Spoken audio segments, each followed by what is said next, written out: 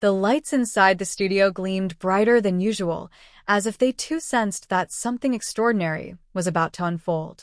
The View had hosted countless interviews over the years, from presidents to pop stars, from Hollywood legends to cultural icons. But on this particular morning, the atmosphere felt charged, thick with anticipation, as one of the most unpredictable actors in the world prepared to face off against one of daytime television's most controversial hosts. It was supposed to be a simple promotional appearance, a chance to talk about his latest film. Instead, it would become one of the most explosive confrontations ever broadcast live. Nicolas Cage strode into the studio with that unmistakable presence, the kind of energy that seemed to fill every corner of the room. Even in casual conversation before the cameras rolled, his intensity was palpable. He wasn't like other stars who masked themselves behind carefully rehearsed answers. Cage brought with him an aura of unpredictability, a sense that anything could happen at any given moment. And that was exactly why audiences leaned in, eyes glued to their screens whenever he appeared. Across from him, Joy Behar wore her signature smirk, the kind of look that promised provocation. For years, she had made her name not by softening the edges of her questions, but by sharpening them, often to the discomfort of her guests. She had no intention of allowing Cage a simple, flattering conversation. Her eyes glittered with anticipation of their own, as if she could already sense the storm she was about to unleash. The cameras rolled, the applause faded, and the moment began like so many others. Whoopi Goldberg welcomed Cage warmly, complimenting his career and leading into questions about his new film. The audience clapped, polite and enthusiastic, eager to hear about his latest project. Cage leaned forward, ready to share, his hands moving animatedly as he described the intensity of his new thriller. But then, just as the rhythm began to settle, Joy cut in. "I have to ask," she said, that sly grin spreading across her face, "about your financial troubles from a few years back. I mean, buying all those castles and dinosaur skulls, that was pretty irresponsible, wasn't it?" The studio air shifted in an instant. You could feel it even through the screen, the collective intake of breath, the tightening silence. Cage's jaw tensed almost imperceptibly, his eyes narrowing for just a fraction of a second. He didn't snap, not right away. His voice, when it came, was measured, calm, almost philosophical. "Well, Joy," he said evenly, "I think that's a rather reductive way to look at someone's life choices. I made investments. Some worked out, some didn't. That's called being human." Joy chuckled, leaning back as though savoring the moment. "Investments?" she said, turning to the audience for effect. "Is that what we're calling buying a pyramid tomb now? Come on, Nicolas, you have to admit some of those purchases were just crazy." The crowd laughed nervously, unsure whether to side with the host or the guest. Whoopi shifted uncomfortably, stepping in with a diplomatic tone.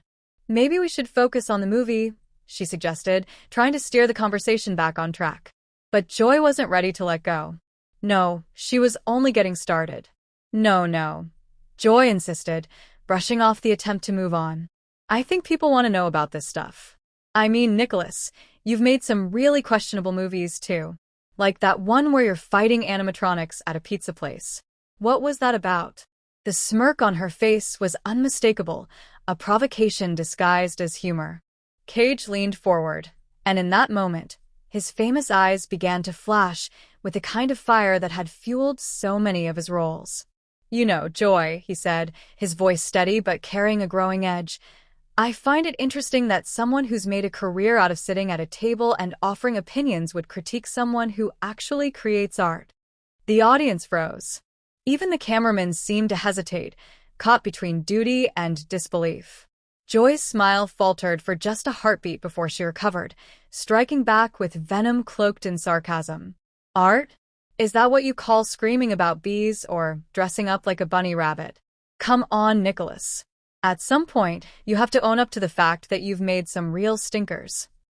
The intensity in Cage's voice grew sharper, stronger, refusing to back down.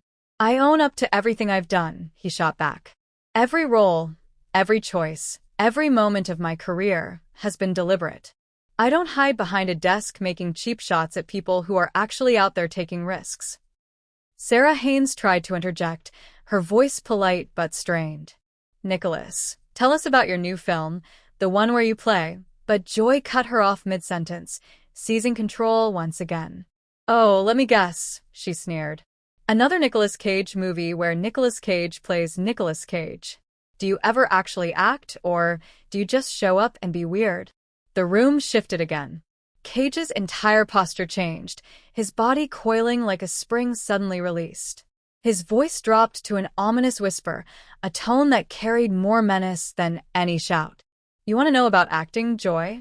Let me tell you something about acting. Acting is about truth. It's about finding raw, honest emotion in a moment and sharing it with the world, even when it makes you vulnerable. It's about commitment to a craft that most people could never understand. Joy rolled her eyes theatrically, playing to the crowd. Oh, please spare me the lecture. You're not Marlon Brando, Nicolas. You're the guy who screams about stealing the Declaration of Independence. Cage's response was immediate, his voice rising with conviction. And you're the person who thinks making jokes about other people's lives passes for entertainment. At least when I commit to something, I commit fully. When I take a role, I don't phone it in. I don't sit in judgment of others while contributing nothing meaningful to the world. The audience was no longer laughing.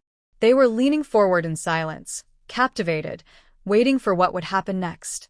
Even through the screen, viewers at home could feel it, something raw, something electric, something far beyond the bounds of a routine morning show.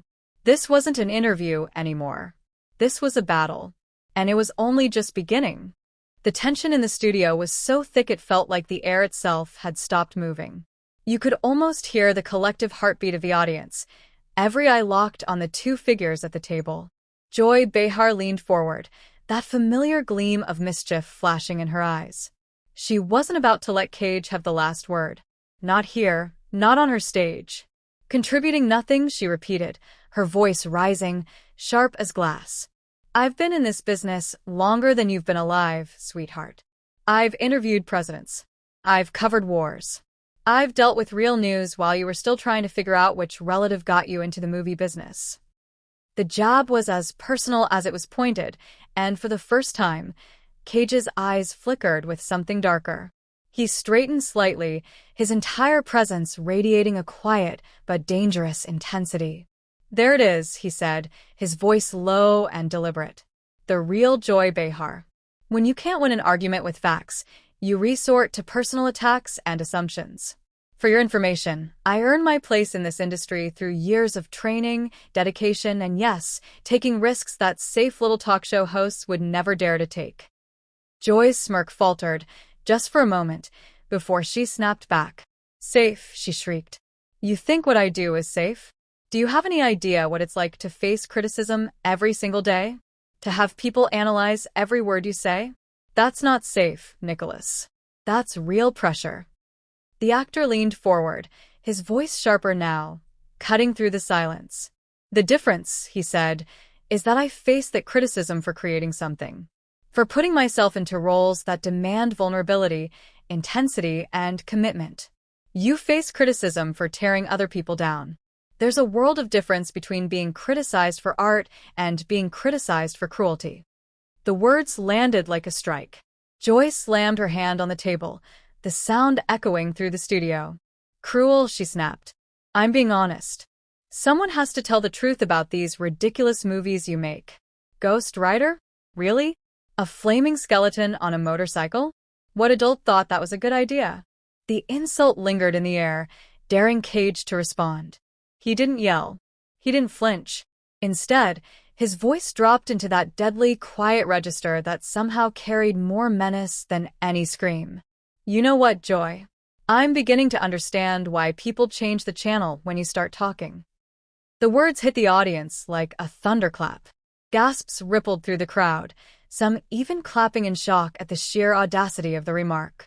Joy's face twisted through a series of emotions, outrage, disbelief, and, for the briefest moment, genuine hurt, before settling back into a mask of defiance. Excuse me, she spat, her voice cracking slightly. Did you just insult my ratings? My show has been on the air for decades. I have millions of loyal viewers who tune in specifically to hear what I have to say. Cage tilted his head, studying her with an intensity that belonged on the silver screen. And yet here you are, using your platform to attack a guest instead of having a meaningful conversation.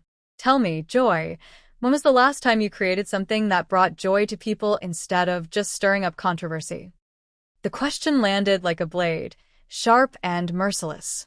Joy's lips tightened, her retort stumbling out weaker than before. I create conversation. I create dialogue about important issues. Important issues? Cage repeated, his voice heavy with incredulity. Like mocking someone's career choices? Like ridiculing artistic expression? If that's your idea of important dialogue, then maybe the problem isn't my movies. Maybe the problem is your understanding of what actually matters. The silence that followed was thick and unrelenting. Sunny Hostin tried to mediate, her hands raised slightly, as if she could physically cool the fire between them. Maybe we can all just take a step back here and… No, Joy snapped, cutting her off with a sharp gesture. Her voice shook with fury now. I'm not backing down from this. You come on my show, you act all high and mighty about your so-called art, but the truth is, you've been making garbage for years and everyone knows it. At least I have the guts to say what people are already thinking. The words were meant to land like a knockout punch, but Cage wasn't backing down either. Slowly, deliberately, he rose from his chair, his imposing frame towering over the table. The cameras zoomed in instinctively, capturing every twitch of muscle, every flash of fire in his eyes. Garbage, he repeated, his voice carrying a dangerous edge that made the room lean in. You want to know what garbage is, Joy? Garbage is tearing people down for entertainment. Garbage is using your position of influence to spread negativity instead of celebrating human creativity. Garbage is mistaking cynicism for wisdom. Joy rose too, unwilling to be overshadowed, her voice pitching higher with each word. Oh, don't you dare lecture me about wisdom. You're an actor, Nicolas. You pretend to be other people for money. I deal with real issues, real politics, real problems that affect real people's lives. Cage's laugh was sharp, humorless, a sound that made the hair on the back of neck stand up. Real problems? Your real problem is that you can't stand when someone doesn't fit into your narrow little box of what's acceptable. You see something unique, something different, and your first instinct is to mock it, to tear it down, to make yourself feel superior by making others feel small. The audience was riveted, the studio frozen in place. Whoopi Goldberg's hands were pressed against the table as she silently signaled the producers, her face torn between shock and fascination. The confrontation had spiraled beyond anyone's control, and the cameras were still rolling. Joy's face flushed with rage, her voice straining to match his. You know what? Maybe I should mock it. Maybe someone needs to call out the Emperor's new clothes situation here. Your acting style is just yelling and making weird faces. And somehow you've convinced people that's deep and artistic. Cage's voice dropped again, soft but lethal. My acting style comes from years of studying under Sanford Meisner, from understanding the method, from dedicating my entire life to the craft. What's your expertise based on, Joy? What qualifies you to judge anyone's artistic expression? The words hung in the air like smoke, impossible to ignore, impossible to escape. Joy's mouth opened, ready to fire back, but for once, she hesitated. The weight of his question lingered, exposing a crack in the armor she wore so tightly. And in that crack, the real battle was only beginning to reveal itself. The studio was no longer a place for conversation. It had turned into a battleground. Every glance, every pause, every slight movement carried weight. By this point, the audience wasn't just watching, they were holding their breath, unsure of whether they were witnessing a live interview or the collapse of a carefully constructed television illusion. Nicolas Cage leaned forward, his elbows resting on his knees, his voice low but sharp enough to cut through the noise. You invited me here to talk about my film, not to dig into my life as if I'm on trial. The words came out measured, but there was fire beneath them, the kind that could ignite with the smallest spark. Joy Behar, never one to back down, straightened in her chair. Her smile faltered, just slightly, but she kept her composure. Nicolas, you know how this works. People don't just want to hear about a movie. They want the man behind the roles, the real you. The audience reacted with murmurs, a ripple of uncertainty spreading across the room. Cage's jaw tightened. The real me, he repeated, almost to himself, as though weighing the phrase. Then he let out a quiet laugh, not one of amusement, but disbelief. You think you can distill a man's entire life into a soundbite, into a headline? That's not reality. That's performance. And maybe you're the one acting here. Gasps filled the studio. The cameras zoomed in, catching every flicker of emotion across Behar's face. For a moment, her trademark confidence wavered. She leaned back, arms crossing in a defensive gesture, and the tension climbed higher. Isn't that ironic? She finally said, her voice laced with sarcasm. The man who's made a career out of pretending to be other people suddenly wants to talk about reality. The jab hit its target. Cage's eyes narrowed, his breathing slowed, and then he did something nobody expected. He removed the microphone clipped to his jacket, held it up for the audience to see, and spoke directly into it. This is what you wanted, right? A moment. A headline. Something to spin when the credits roll. Congratulations, Joy. You got it. The crowd erupted, half in applause, half in shock.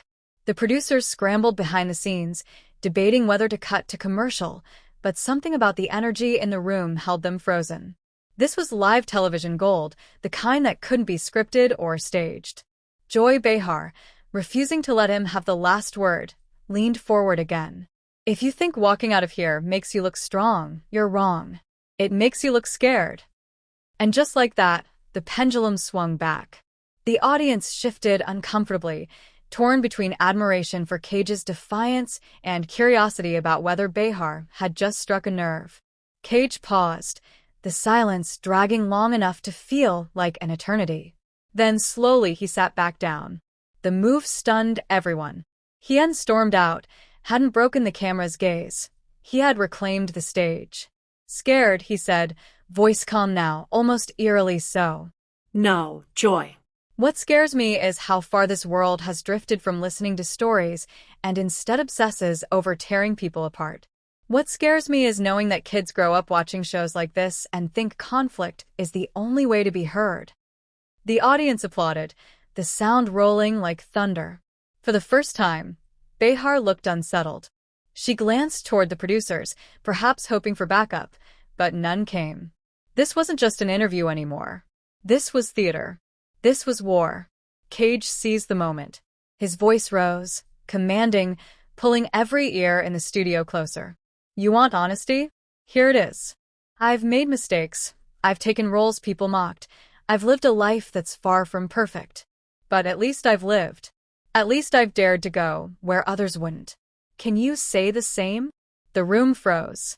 Behar blinked, caught off guard. For the first time, she hesitated before responding. I dare to ask the questions no one else will, she replied, her tone quieter, less certain. And I dare to answer them in a way that doesn't fit your script, Cage countered. The words landed like a hammer, and the silence that followed was deafening. Somewhere in the crowd, a single person began to clap. Then another. And another. Within seconds, the studio erupted into applause so loud that it drowned out everything else.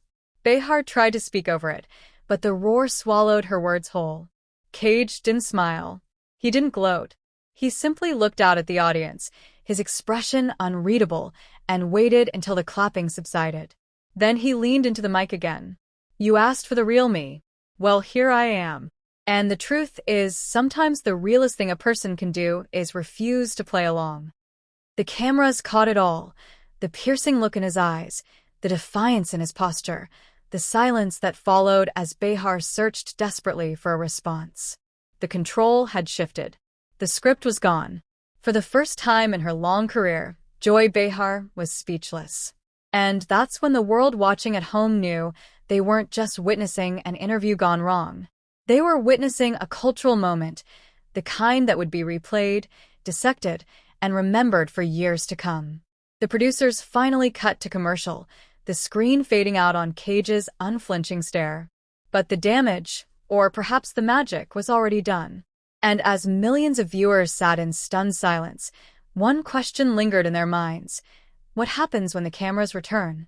The studio is no longer just a talk show stage. It feels like an arena, a place where reputations are made or destroyed under the glare of studio lights and the unblinking eyes of cameras broadcasting live across the nation. For Nicolas Cage, this is the point of no return. For Joy Behar, it's the moment she's been waiting for, an opportunity to prove that no guest, no matter how famous or unpredictable, can dominate her show. But what neither of them realize is that this showdown is about to spiral into something no one saw coming. The audience is silent now, almost reverent, as though they're holding their breath in anticipation of what will happen next. Every cough, every shuffle in a chair, every whispered word seems amplified against the tension in the air. Cage leans forward, his hands gripping the arms of his chair with white-knuckled intensity, his eyes burning into Behar's with a mix of defiance and raw, unfiltered energy. "You wanted the truth," he says, his voice low but edged with fire. "But the truth isn't something you can control, Joy. It's not something you can twist into a headline. The truth is chaos. And chaos doesn't play by your rules." Behar smirks, unfazed on the surface, but there's a flicker of unease behind her eyes. She shifts in her seat, tapping her note cards against the desk as if to remind herself that she's still in charge. "That's a nice line for a movie trailer, Nick," she replies, her voice dripping with sarcasm. "But let's not pretend you're some prophet of truth. You're an actor. You're paid to pretend. You've built a career out of chaos, but don't mistake that for depth. The world doesn't revolve around your eccentricities." Gasps ripple through the studio audience. Some clap nervously, others shake their heads in disbelief at her boldness. Cage laughs, not a light, dismissive laugh, but a deep, almost unhinged cackle that echoes through the studio. He stands suddenly, towering over the host, his energy radiating like a storm about to break. The cameras scramble to follow his every move as producers in the control room shout orders through their headsets. Viewers at home lean forward on their couches, unable to look away from the spectacle unfolding before them. "Pretend." Cage thunders, pacing the stage now, his gestures wild and theatrical. "I don't pretend. I live it. Every role, every choice, every moment. You think it's chaos, but it's freedom. It's the only honest way to exist in a world that wants to put you in a box and slap a label on you." He turns sharply, pointing a finger at Behar. "And you're the queen of the box. You want everything neat, clean, tied up with a bow so it fits into your little segment. But life doesn't work like that, Joy. And neither do I." The audience erupts into cheers and applause, some standing to show their support. Behar raises her hands, trying to restore order, but the tide is turned. Cage has the room in the palm of his hand, and for the first time, she looks like she's losing control of her own stage. Her voice cuts through the noise, sharp and commanding. "Sit down, Nicolas. This isn't your one-man show. This is my show." But Cage doesn't sit. He slows, turns back toward her, and then, unexpectedly, smiles. It's not the manic grin of a man unraveling, but something calmer, more deliberate. He takes a step closer, his tone shifting to something softer, more dangerous in its control. "That's where you're wrong. It was never your show. The second I walked out here, it became ours. You wanted a performance, Joy? You got one. But don't confuse performance with pretense. Sometimes the rawest truth comes dressed in spectacle." For a moment, the two lock eyes in silence. The studio lights seem brighter, the air heavier, as if the entire world is holding still. Then Behar laughs, a sharp, brittle sound that feels more like surrender than victory. "You're impossible," she says, shaking her head. "Absolutely impossible." Cage leans down, his face inches from hers, and whispers just loud enough for the microphones to catch. "Or maybe I'm the only one who's real." The crowd goes wild. The studio feels like it's about to collapse under the weight of applause, cheers, and stunned laughter. Producers throw their hands up, unsure whether to cut to commercial or let the chaos play out. Behar sits back in her chair, her expression a mix of frustration, grudging respect, and perhaps even a flicker of admiration for the man who refused to bow to her authority. And then, just as suddenly as it began, it ends. Cage straightens, gives a small theatrical bow to the audience, and calmly returns to his chair as though nothing happened. The storm has passed, leaving only stunned silence in its wake. Behar clears her throat, shuffles her papers, and forces a smile for the cameras. "Well," she says, her voice tight but composed, "that was something. We'll be right back after this break." The cameras cut, the applause sign blinks, and the studio plunges into the muted chaos of off-air scrambling. But the damage, or perhaps the magic, has already been done. The moment has been captured, broadcast, and etched into the memory of everyone who witnessed it. By the time the episode finishes airing, clips of the confrontation are already spreading online. Within hours, hashtags trend worldwide. Hashtag Cage vs. Behar. Hashtag Chaos on Live TV. Hashtag Truth or Pretend.